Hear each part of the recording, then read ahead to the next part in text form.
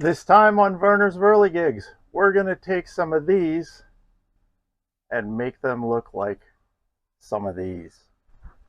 Let's go. I want you all to remember that I'm just another yokel who's not educated nor a professional in what I'm doing here, and it's possible that if you rely on this video, you, your project, or the both of you might end up as a smoldering hunk of hammered dog shit. Please use common sense, be careful, and always protect your ears, eyes, face, body, and hands when doing this type of work. With that, let's keep on trucking.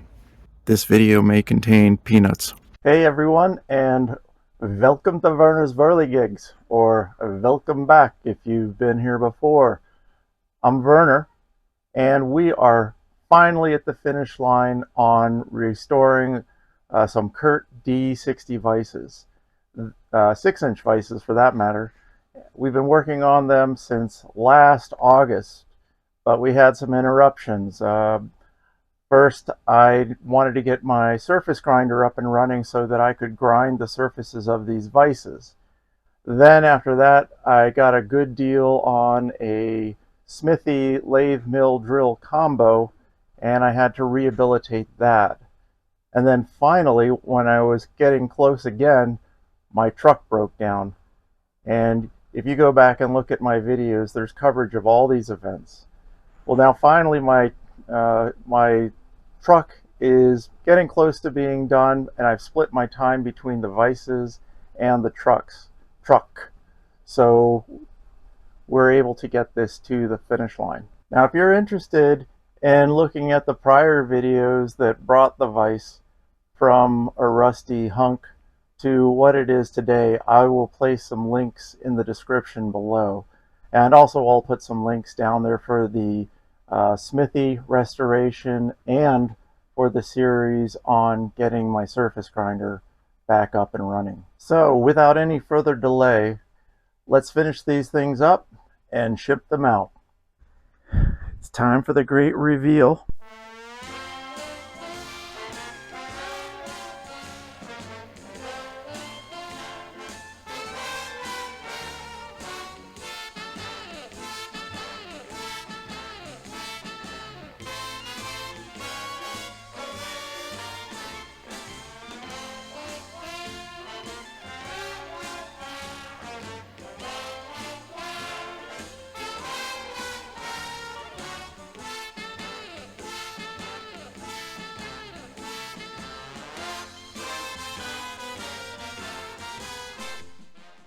Oops, I missed one. You know, I thought about that. I was like, it's funny that this one is different than the others, but nope. Alright, we'll stop here.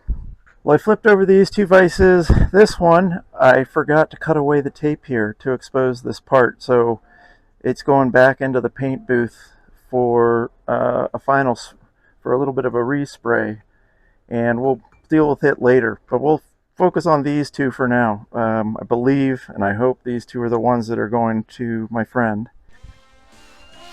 I also hope the surface doesn't look anything like the bottom, because these are the ones that have been completely machined. There's residue here. Wow. Alright, well, I'm going to have to clean that off. I'm not sure, did I leave this on too long? Is it residue? It kind of feels like tape residue.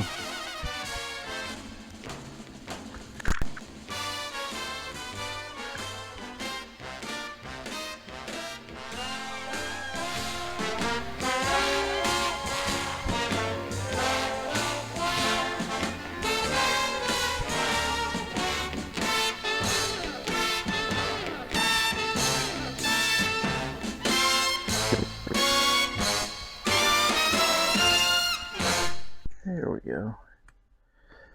I think that worked a little bit better.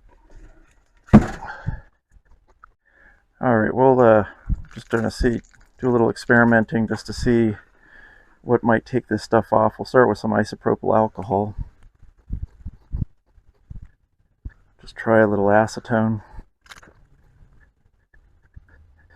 Alright, I'll have to think about this a little bit. I'm just going to take some polishing compound. This is like this isn't the finest. This is the next to the finest. I'm just going to give this a shot, see what it does. So I've already wiped these down with acetone and it wasn't enough. Well, it's certainly better. It's not perfect, but it's much, much, much better. Okay, I think with the little elbow grease I can get this off of here. Alright, I've already tried it on this one, but I'm going to go one step coarser now. Alright, we're not quite there yet, but we're getting a lot closer. Okay, good. That's not that big of a deal to do this kind of work. It's starting to look a lot better. After a small amount of polishing, I ended up removing most of the tape residue. You know, what I ended up using was this one. Now I just have a kit from these guys from way back. I mean, I've only used a quarter of each bottle, if that, but it came with 32, 34, 36, and 38. 32 being the most coarse and 38 being the finest. So this is the paint correction extreme compound at 32. At the other end, 38 is finishing polish. So I just tried the coarser stuff to get that tape off, and it worked. So I did go forward with and try some of the finer polishes as well, and it looks about the same. It just yeah, this stuff just works faster. So that's where we ended up here. When I took the tape off, somehow we ended up with a bunch of rust, well, a bunch of markings on the bottom surface. I mean, the painted area looks great, but where I taped over the steel, it just doesn't look all that great. And I think this is rust. I'm not 100% sure, but I'm going to try buffing it off real quick. I'm using, again, the coarsest compound, and see where that goes.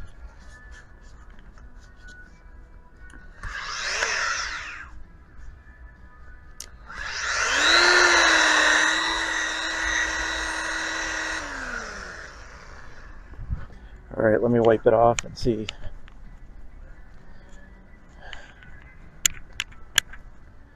Pretty good, actually. I was thinking that I might put a small vat of the derusting compound together, you know, just really shallow, like in the bottom of a baking tray, and then just rest this in there. I really like chemical non-abrasive techniques because they don't change the surface physically. All right, here's my setup. So I've got the 2 vises in a big aluminum cooking tray, and I've already started pouring, but basically I'm just pouring this into here, and I just want to get it up to the bottom level of the vises, just so that, yeah, you know, and before I did this, I went through and I made sure that this was level using a level, so that I didn't have to put a bunch of liquid in here to get up to the bottom surface. And I might need to add just a little bit more. Okay, and now that we've got it here, I'm just going to let it sit for a couple hours, and then I'll come back and check it and see how it's fared. While we're waiting for the rust to trying to get that rust off the bottom of the vise bases, I'm just going to go ahead and peel back the tape off of these, the nuts as they call them. I mean, if you think about it, it is a big nut. Just has threads in it, but it just seems kind of funny to me. And since we have more than one, I think it's okay for us to say deez nuts. 3 of these nuts. You can tell who the immature one is around here. All right, that looks totally acceptable.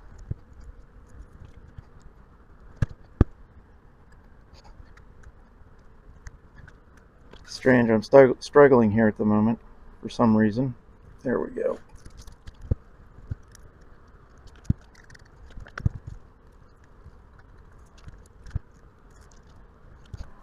All right, I think these came out pretty nice. What do you think? Alright, let's see what we've done. I can still see rust on here, but it's definitely lightened up.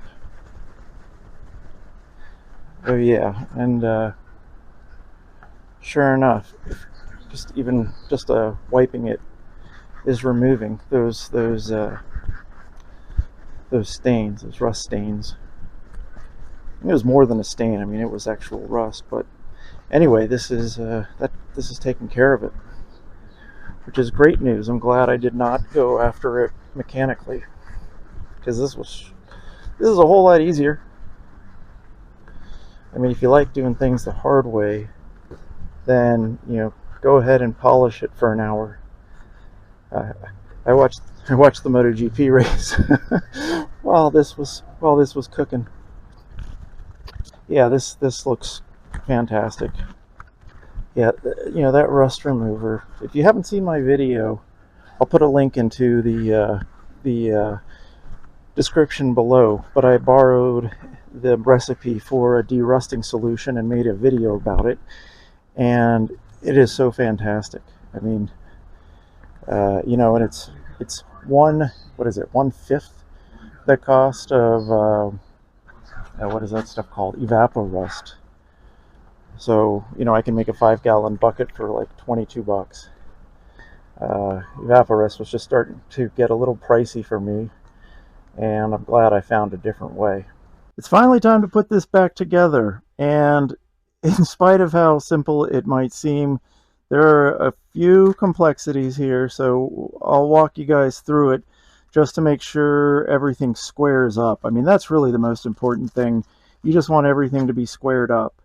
So to start, we have our D60 repair kit. You can buy these repair kits from Kurt, and they only cost somewhere between like $17 and $25, let's say.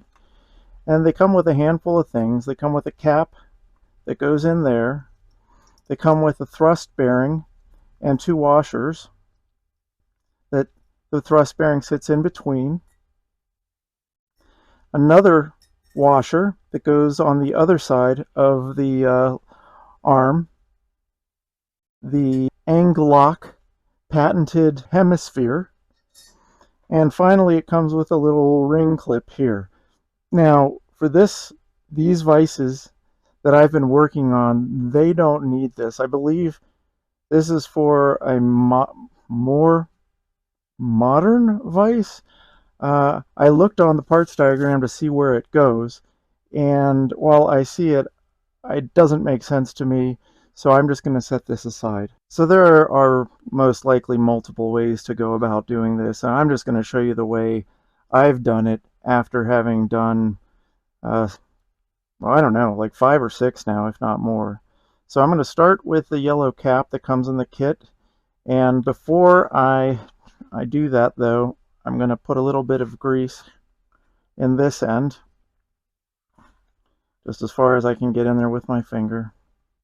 Okay, and then pop this cap on here and drive it in. You don't have to hit it very hard. It drops in pretty easily. Next, I'm going to grab a piece of cardboard and put it in here temporarily. And this is just so paint doesn't get scratched up while I'm installing different things. And then we're going to take the main screw here. I'm just going to put a little bit of grease on the screw, and we're also going to put some on the female part in the nut. But we'll start that here.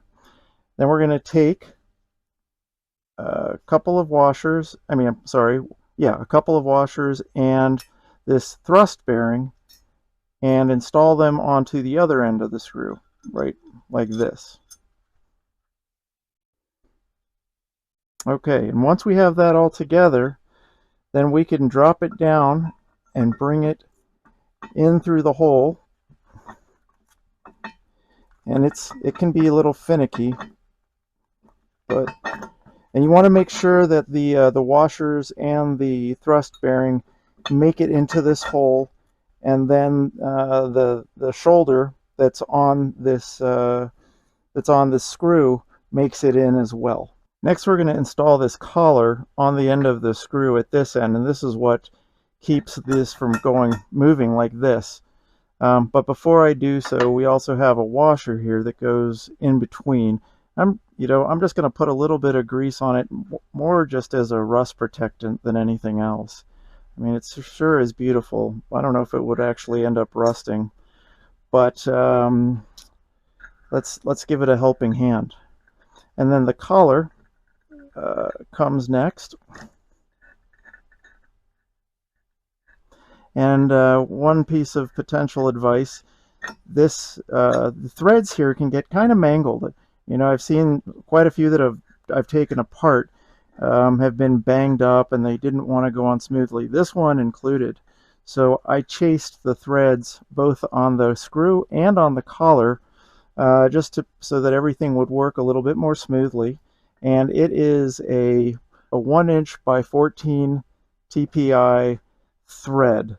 And again, you'll need the tap and the die, the tap for the collar and the die to do the screw. So you want to bring this in and tighten it up to the point where things aren't wiggling around. And we'll do it again once we put on some more parts, but you don't want it so tight that it prevents things from turning. So right now I'm just going to leave it right here, and then you screw in that set screw there that locks it in place. And now it's time for the nut. And I'm going to apply grease inside of the hole here. I'm using Super Lube, which is a synthetic type of grease. And I don't know why, somebody turned me on to it, and I bought a little, a quart pail of it, a little thing, and I got to use it. So that's why I'm using it now. Whoops. Okay, so once that's greased up, then we bring it in over here with the in this position, and we're going to slide it back over the cardboard until we get to the screw. And yeah, so then to make things easier, I'm going to actually just install a handle on the screw.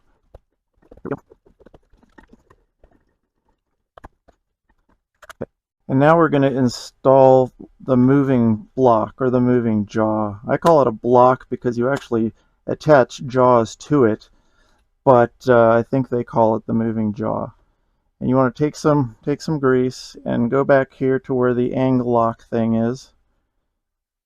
Load it in there just a little bit, and then put that half hemisphere in there, and put in enough grease so it doesn't fall out when you install it. And also, let's just put a little bit of whey lube or whey oil on top of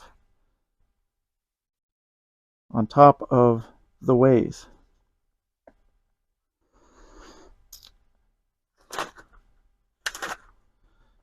All right, then we're gonna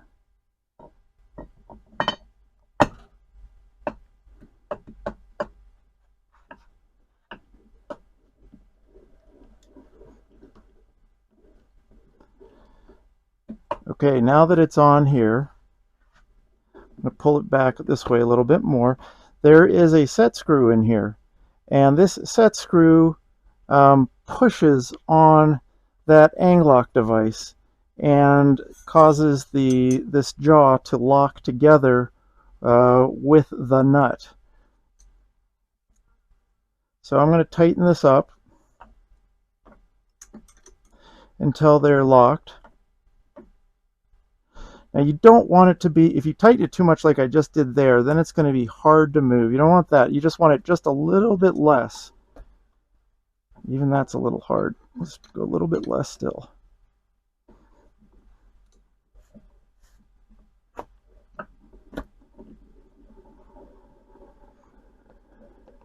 Now we're going to take the vise and turn it around 180 degrees. And now it's starting to pick up some weight. I mean, it's already heavy to begin with, but now we've got a few more parts on there. The nut, the moving jaw, the screw, And you want to line this up so these holes are hanging off the edge of the table, because we're going to need to feed the screws up to the fixed block next. Now grab the fixed block and also the key here. Now here's another thing. This key can get messed up. I don't know how, but these ones, a couple of these were a little bit messed up, and they wouldn't sit all the way down in the bottom of the groove, and that was causing the fixed block to ride too high, and it was even able to rock a little bit. So you want to make sure that the key sits in there far enough that it doesn't interfere with the fixed block sitting directly on top of the ways. And once it's up there, we're just going to feed in the screws to get them started. Another one here going up underneath. We're not going to tighten them all the way. We're just going to tighten them enough so that they are close to being tight.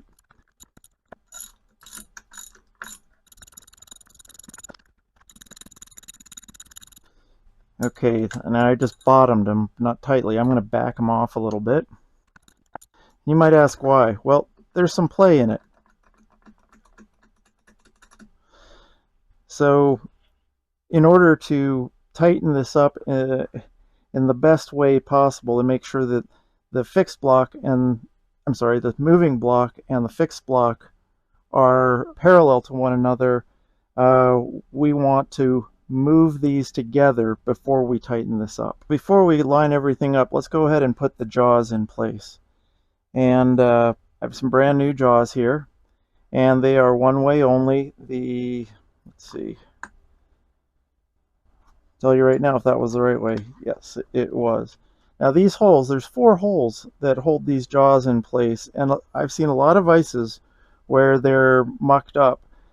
Thankfully they go pretty deep, and so if the bolt doesn't want to grab, this is stock, it comes with a 3/4 inch bolt, length 3/4 inches, but if it won't grab a longer bolt and see if that might work, because oftentimes there's thread left at the bottom of the hole that you can grab, and so instead of having to put in some kind of thread insert, you could just use a longer bolt.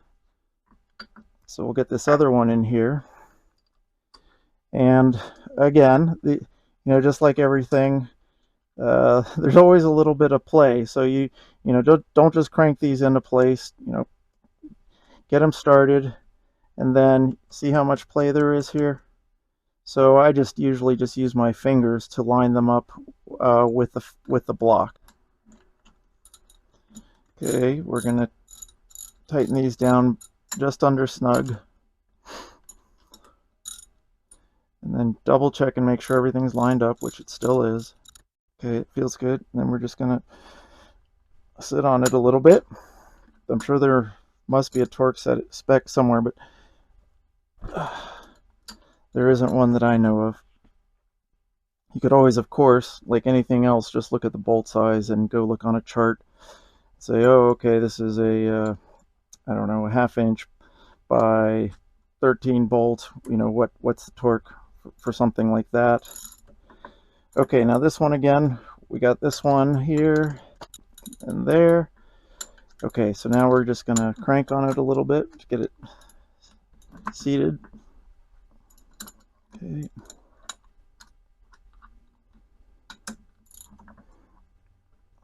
All right. Now I'm just going to drop a little bit of whey oil here, just so that as I'm moving this,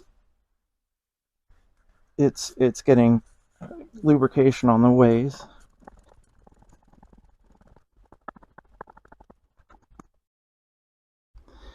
Okay, so now these are parallel with one another, and so finally we can go underneath and tighten down the bolts that are holding the fixed block in place.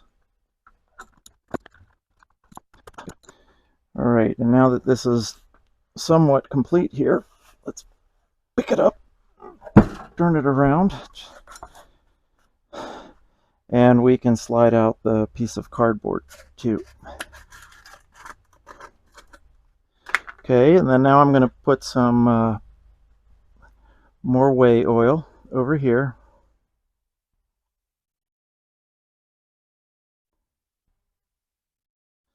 And we can just take it for a little ride and see how it goes.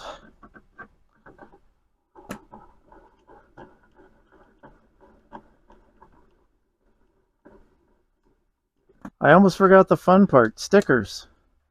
Now these D60s didn't actually come with stickers on them, but Kurt has these and they give them away for free. When I ordered parts, there's a little comment box, and 2 times when I've placed orders, I've asked for stickers, and 2 times I didn't receive them.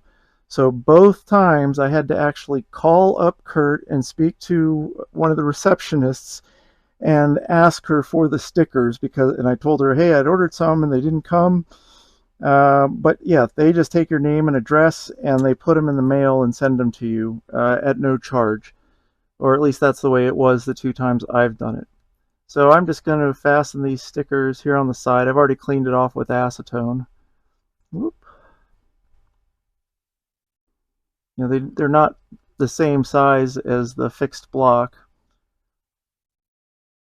I'm sorry, they're not the same size as the moving block. So I'm just going to center it near the top. And then, of course, you don't want it so tall that it's over the top of the block, because then that will interfere with putting something down on top of it.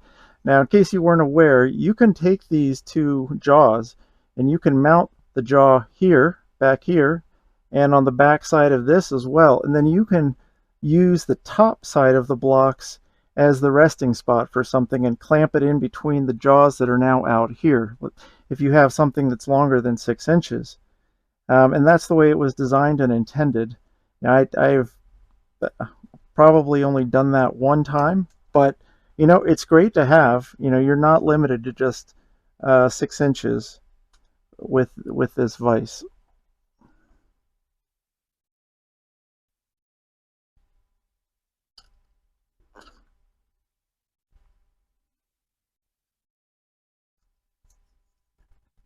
And these stickers, they have 3M adhesive on the back. I mean, the one I did this on, the vise that I use on my mill several years ago, and they're still there. So they actually hold. Just as a reminder, this is where these vises came from. I started out with 19, and they all pretty much looked like this. And what you see in the finished product started as one of these.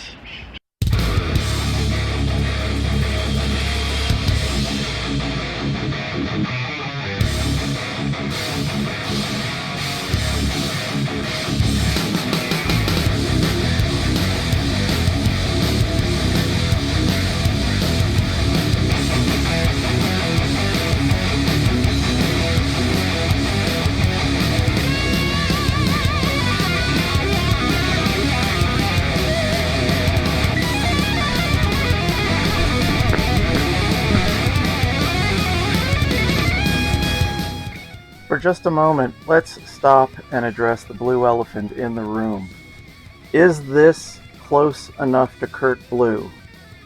I obviously am rewatching the videos that I've taken along this journey, and in video, this blue, to me, looks a little more purple. That would mean it has more red in it.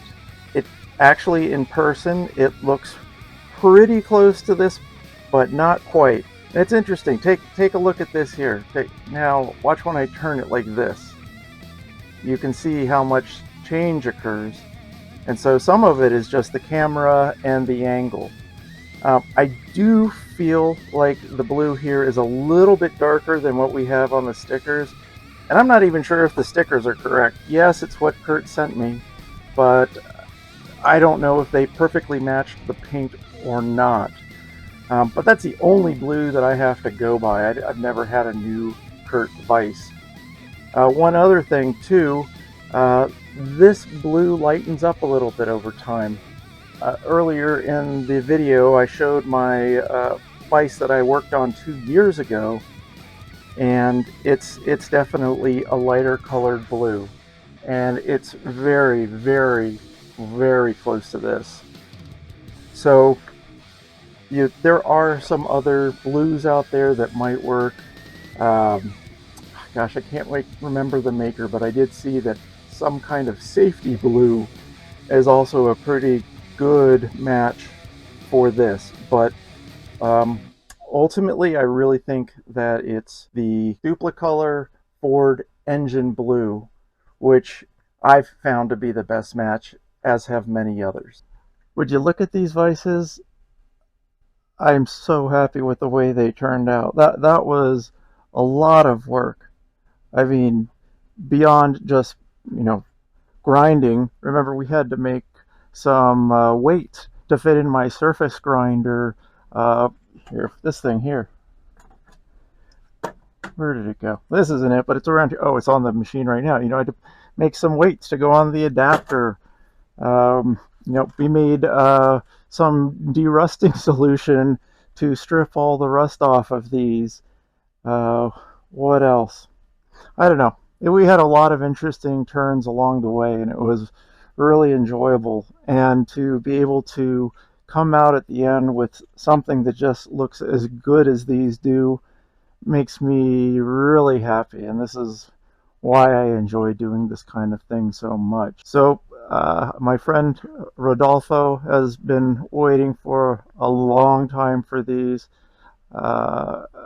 Amigo, ellos son para ti, y gracias por esperar, y gracias por todo tu ayuda. Tú eres un buen amigo, y parce. Beyond that, if you haven't figured it out, this is the end of the video. And thank you all for walking along with me during this long journey. And if you haven't seen them yet, again, the links are below to see the prior chapters to these vises. The good news is there's more coming. I am going to now start rolling in bearings on the crankshaft on my diesel truck. That's the only way you can get the main bearings in without pulling the motor and pulling the crank out, so this crank stays in the motor. And that is going to be the next video. I don't know if my truck will be running by the end of the video. I kind of doubt it. But I think if I can cross that bridge, I will feel a full sense of accomplishment. Thank you for coming along for the ride, especially if you've come this far. I'm greatly appreciative. Please like, subscribe, comment, forward to your friends. All those things are free. They don't cost you a thing, but they help me get the message that I'm trying to put out there to other people. And if I really had to stop and think, what is that message? The message is you can do this stuff by yourself. We live in an era where we don't even repair things anymore. We throw them away and replace them with something new. Partly that's the fault of the industry. We aren't given the opportunity to repair things anymore. We can't buy components. I understand that, but with this older stuff, we can repair this ourselves, and it's a fun challenge, and it's really good to know how things work. I have a feeling that things are not always going to be as easy as they have been for the last 30, 40 years. And being more independent, self-aware, and self-sustaining is important. And now I'll shut up and say thank you. So long for now.